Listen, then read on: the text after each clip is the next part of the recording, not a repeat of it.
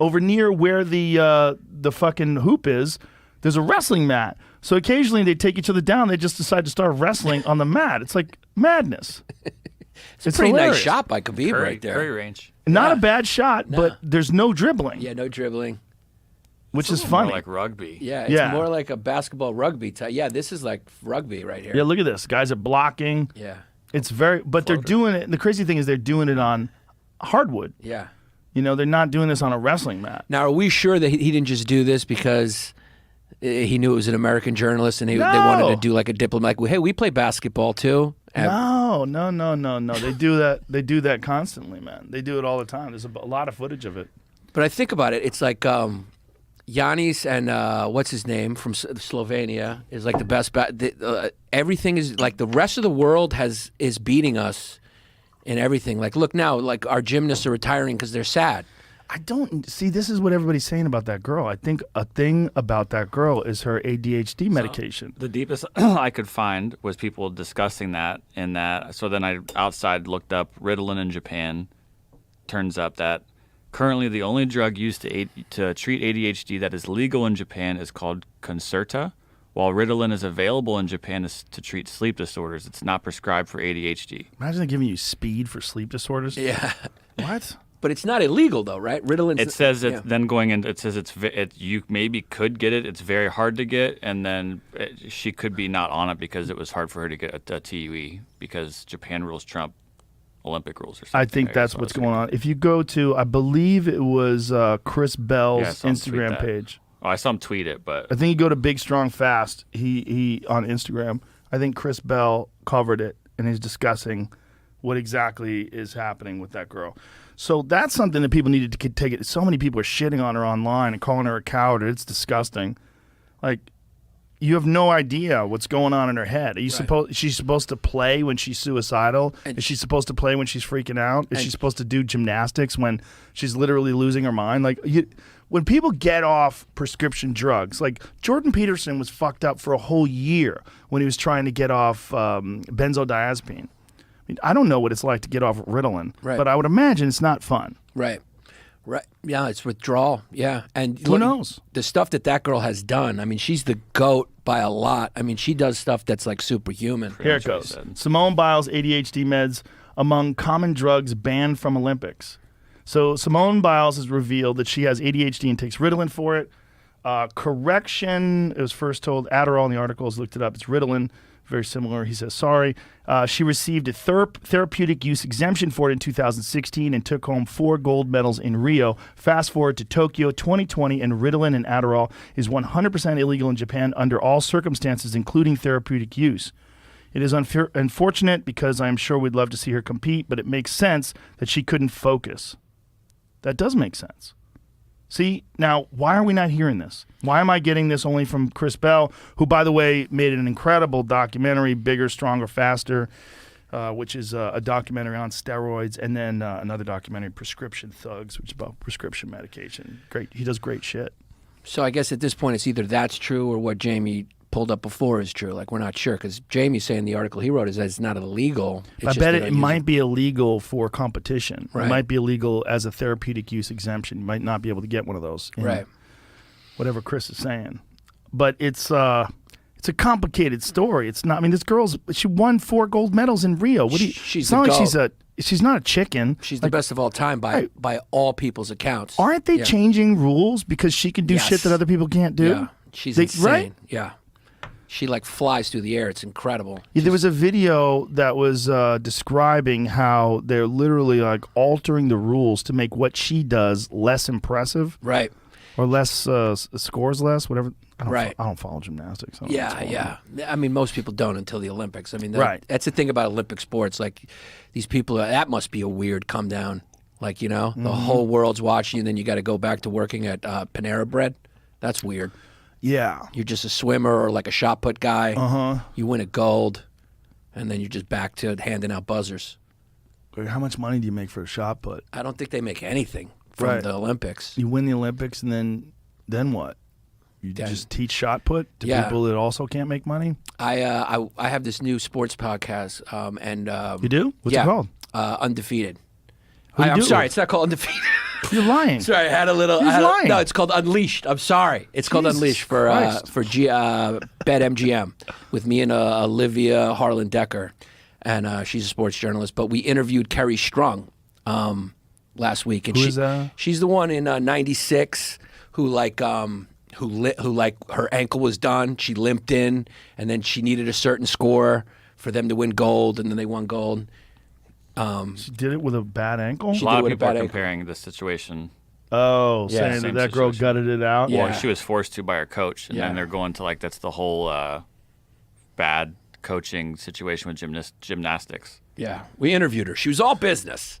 It wasn't it was Wasn't all a good business interview? Huh? Wasn't fun? I'm just saying it was all business. What do you mean? It was just a serious kind of interview. Was it live in person? No, Zoom. That's a always weird. problem. It's always weird in Zoom. Yeah, Zoom's too disconnected. it was great. And she, but she was saying that because there, have you seen Athlete A, the documentary? No. Dude, it's called Athlete A. It's like hard. It's disturbing. Like these girls are abused. Like that dude Nassar, like molested like for 20 years with impunity. That's the doctor. The doctor right? from, Yeah. I Ooh. believe, Michigan. He's on Team USA. And again, it was like this, bureaucratic cover-up. Like there was complaints about him, and they covered it up. They overlooked these allegations. And it was like the dude was like a hardcore pedophile who was like molesting these women. I mean, these girls. I mean, a lot of them are girls. He's like, they're girls. I mean, they're young children. He was Yeah. like inserting fingers in their anus and in their vaginas, and for years and years and years and years and years. And Simone Biles was part of that. All these girls testified against him, and that was before Kerri Strug's era. Didn't really deal with that, but they dealt with the Karolyis, who were like these what are they, Romanian or something, like the husband wife coaches, and they were like abusive and brutal. But when we interviewed Kerri, she was like, it was like she didn't seem like she was bothered by it. But these girls go through a lot, dude. They sacrifice a lot, and they're like pushed and abused with their bodies. And so Kerri Strug, the documentary portrays that moment. The Athlete A documentary portrays that moment as like an abusive moment because her ankle was hurt. And then she came down on the ankle and she was really hurt. But then, like, you can see the coach, the Karolyis, they were like making her go back out there for that next, for the vault or whatever it's called. Whatever. And she did it. And she did it, and she got the score. As it turned out, she didn't even need that score for some reason. I don't understand gymnastics that well, but she did a heroic thing on that ankle, and she had to be carried off and then put in a stand, and she was really hurt. So the documentary portrays it as abusive, but when we interviewed Kerri Strug, she kind of portrayed it as like she had to reach down deep and do it. So it's interesting. Well, that's a good way to look at it. That's an empowered person, right? An empowered person looks at it like they figured out a way to summon the strength. Yeah. A disempowered person says, it was abusive, I was abused, they told me to do it, I shouldn't have done it. Even though we won the gold, I shouldn't have done it. Right. But what if her ankle's permanently damaged? What if you're limping for the rest of your life because Right. some asshole coach wants you to do something Right. so you can get a piece of metal around a cloth string? Right. That's no good either. It's weird. Especially when you're making a kid. Like these gymnasts are like 14, and like making them make that decision. I mean, they don't really have agency at that age, and I think that's what made the Karolyis so controversial, is because they were like robots for this husband-wife coach team.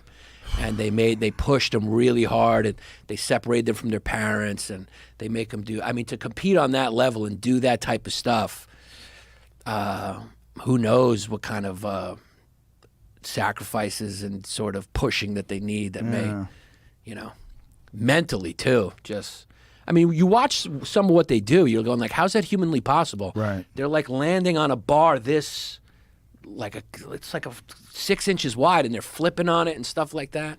I mean, I'd have no dick if I did that. Why just fall on my dick? Well, a lot of dudes don't do it, do they? The Does dudes do it too. The flips and everything on the They balance do bar? all that shit. Yeah, Yeah. the dudes do all that Why do you only see girls on TV do it? because it's hotter.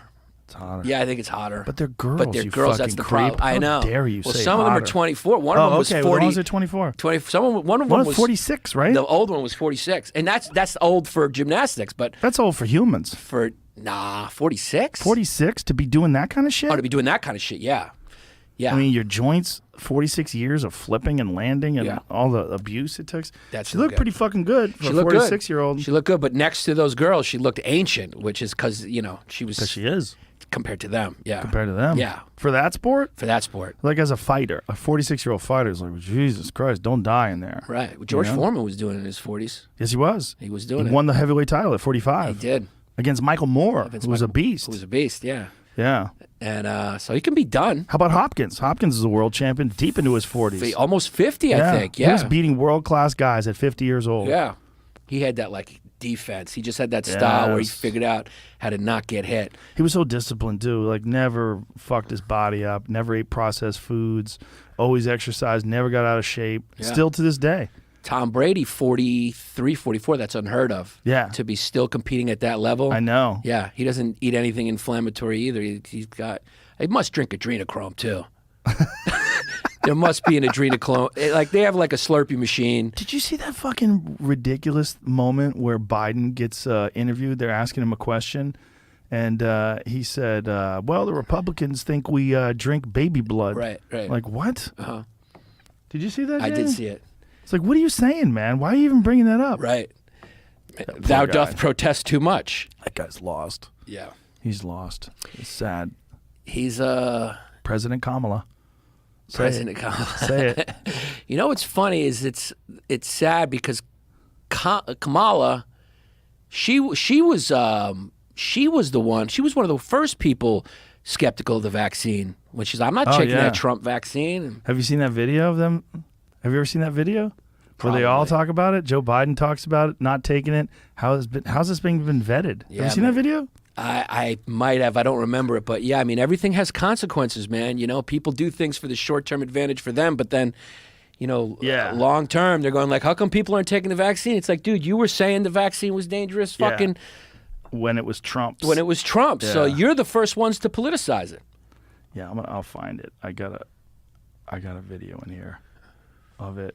Kamala's, her approval rating is not high, though, even amongst the It Dems. shouldn't be.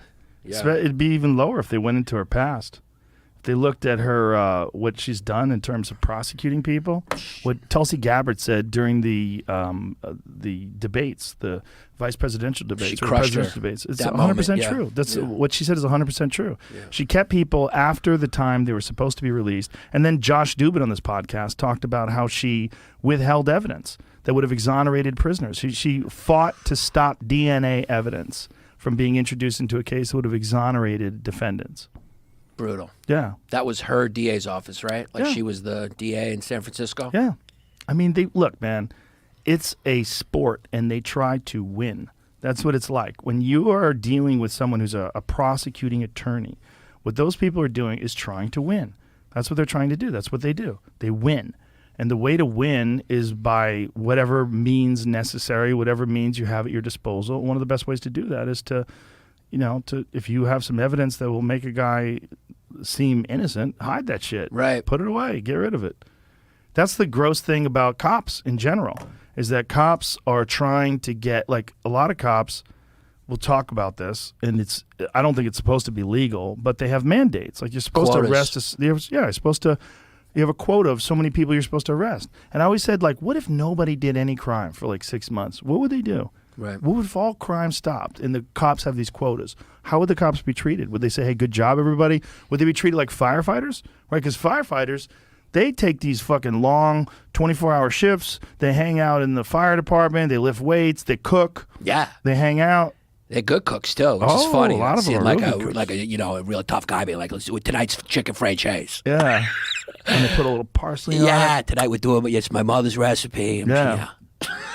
Yeah, they But don't you do anything. But no one's saying, hey, you got to put out a certain amount of fires every day. Right. Because, they're hoping there's no fires. Right. But they're never hoping there's no crime. No, I remember that was like a big problem in Ferguson, is that they were like harassing those residents to fill quotas, Yeah. jaywalking and bullshit. Yeah. That if you did that in a white neighborhood, they'd be like, do you know how my father is? Like, they wouldn't go for it. Cops in a lot of places are glorified revenue collectors because they're trying to get money for speeding. They're trying to get money for all these different things. It's not just as simple as you're trying to stop crime. I'm here to serve and protect. That's not what it is. That's a great way to put it. They are. They kind of there to get money for the city in some ways, and they're instructed to do so. How much money do you think is generated in a place like Los Angeles just from speeding tickets? It's probably absurd. Yeah. It's probably absurd. It's Yeah. probably off the charts. Yeah. Speeding tickets, traffic violations. Right. Los Angeles, I think, might be higher with like parking than speeding. Oh, They yeah. just fucking collect Oh, them. they're brutal. Yeah. And see if that's really the argument. Like, is this really where people are coming from? Or is it just an asshole? There's mostly just an asshole, and even their argument probably sucks, but also a lot of it's artificial. You got to think about how much money is involved in selling off this public land, and how much of an interest do people have in pushing a narrative that would say that selling this public land is a good thing. Yeah. You know, there's money involved in this. Whenever there's money involved in this, you can pay for it. There's services where you can start a campaign. Like, it's not real. There's services where if you want to push a narrative, you could use their service and they will incorporate this bot farm and they will push it towards whatever you want to do. And it's legal. That's what's fucked. That's so fucked. Yeah, it's lying. It's just lying with computers. Yeah. And unfortunately, there's still a lot of people out there on the interweb going, well, I read it on the internet. Oh, yeah. Well, there's a whole articles reading. One commenter said, no, they didn't. You know, if that's a fucking robot, what are you going to make a retraction? No, you're not. You're not. If that's AI, are you going to say something about that? Are you going to say there's a problem? No, you're not going to say, because your whole business is clickbait. And the more you have negative comments you could use to start the formulation of an article, okay, that's how you make a living. And so don't read their fucking articles either. Oh. This is the key. Just like you have to just interact only with real humans. I got in the practice of just being like, okay, what I'm about to say is going to be political, involves scary words, Democrat, Republican. It's going to make you uncomfortable. Don't believe me. Go to the federalregister.gov. That's the source material. Read it for yourself. Yeah. I'm just going to tell you what I read in there on these pages. That's the source material. Go read it. Like, that's where the land sales are happening. That's where it's outlined. The text is there. It's the journal of the government, printed every day online. Go read it. And, for the little stuff on the podcast, I don't deal with it. It's like the Montgomery Teller said an alligator came out of... Right. I don't say that. Cal's Week in Review. Yeah. Yeah. Tell everybody your podcast. Cal's Week in Review. Yeah. We do news, outdoor news, and we cover legislation It's fun. like this. It's a fun podcast. The legislative desk. Yeah. Yeah. Yeah. It's fun. You have a good time with it, though. Man, there's some good times. There's some burnout times, right? Yeah. Where I'm like screaming into the void. Like, guys, this land sale's coming. Yeah. Yeah. Coming hot. Well, people listen to you, fortunately. Oh. It's got to feel a little good. Doesn't it feel good that people united and listened? I am trying to make it feel really good. But you're scared that it's going to happen again. Because I know it's going to happen again. Yeah. Again, I'm wearing the same shirt that I wore on this show talking about this same stuff 6 years ago or whenever we decided it was, right? Yeah. Like, and I feel really, really good. Like, a lot of people came out, they threw political baggage aside, and they talked about how important this stuff is, and it's incredibly important to me. And I thank them all from the bottom of my heart, because it is so important, and one voice is just not going to do this, right? Yeah. So that does feel good. That does feel good. I just kind of wanted there to be a vote on this amendment so all the American people can see exactly who voted for it and exactly who voted against it. Yeah. And just lay it out on the table for everybody. That would be nice. Yeah, and it'd be nice to see like what special interests were involved, like what money was pushing it in that direction. Yeah, absolutely. Yeah, I mean, just we need a higher, and most people won't do this even if we had the ability, but we need more peeks behind the curtain, right? We need more accountability.